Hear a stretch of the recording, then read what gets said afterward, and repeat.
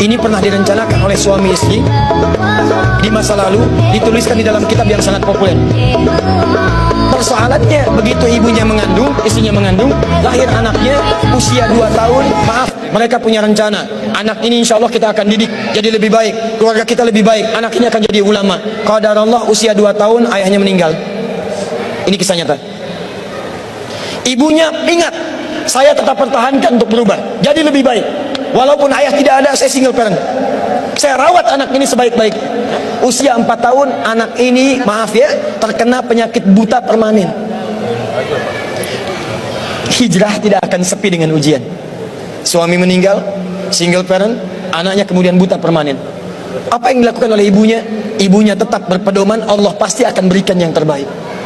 Anak ini kemudian terus didoakan, bangkit di malam hari, perbanyak kemudian tingkatkan ibadah. Ingat ya rumus ini, orang tua yang rajin ibadah maka boleh jadi kebaikannya akan diturunkan pada anaknya. Ibunya yang berdoa, anaknya yang mendapatkan bagiannya. Matanya buta tapi diganti oleh Allah dengan ingatan yang luar biasa.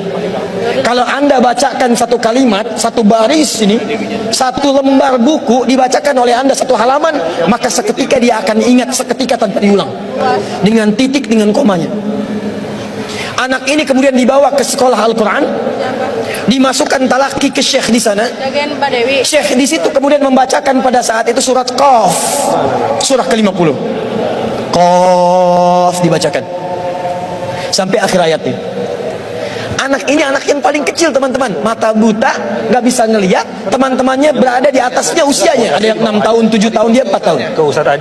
Begitu selesai membacakan, kata syekhnya, lihat kalimatnya, man hafidha ala zahri qalbi, siapa yang hafal apa yang tadi saya bacakan, hafalan di dalam kepalanya, bukan di luar kepala. Hafal di luar kepala masih belum hafal. Kata syekhnya, hafal di dalam kepalanya. Tiba-tiba saat semuanya diam menyimpan tangannya begini, anak yang buta tadi mengangkat tangannya mengatakan, hafidhu ala zahri qalbi, saya sudah hafal. Syekhnya penasaran, kata syekhnya, bagaimana? Diambil anaknya ke depan, diminta baca, Masya Allah, bacaannya bukan hanya hafal, makhrajnya, sifat hurufnya, tajwidnya, semua mirip dengan syekhnya. Kata syekhnya, minal an tadrusul hadis, dari sejak sekarang ananda mesti belajar hadis, karena Quran itu dijamin kemudahannya, hadis yang tidak ada jaminan. Anak ini secara singkat, tinggal 1 menit, pulang ke rumahnya, diantar oleh asisten rumah tangga ibu tadi. Begitu nyampe di rumahnya, wajahnya gembira, mengatakan pada ibunya, Ummi, ibu, tadi saya dipuji oleh saya begini, ada kejadian begini, saya seperti ini. Kata anak ini, minal an uridul hadis, ma, sekarang saya pengen belajar hadis.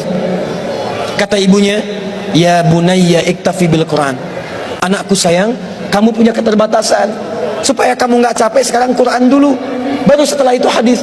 Kata anaknya, lah, dia percaya pada gurunya, dia percaya pada keyakinannya, dia katakan, ma, saya pengen belajar hadis. Dia tinggalkan ibunya sambil meraba jalan begini ke kamarnya.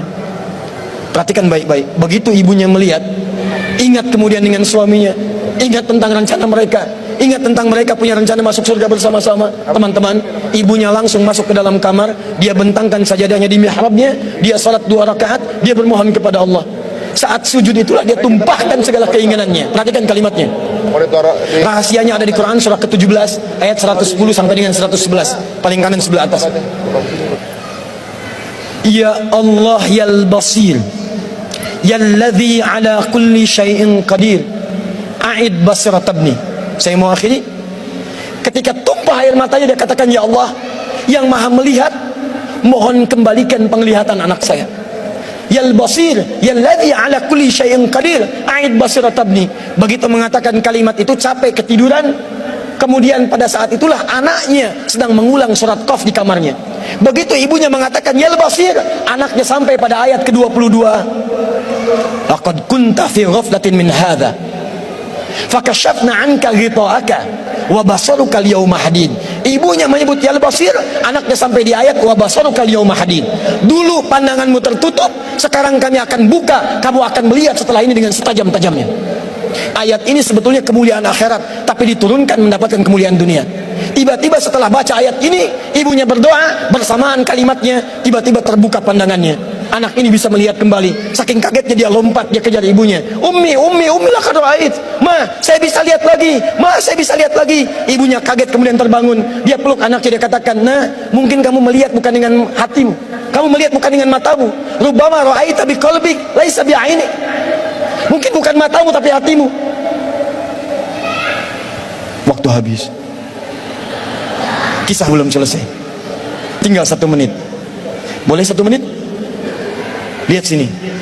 Kata anaknya, "Mah, saya melihat dengan mata saya. Ini mama pakai baju ini.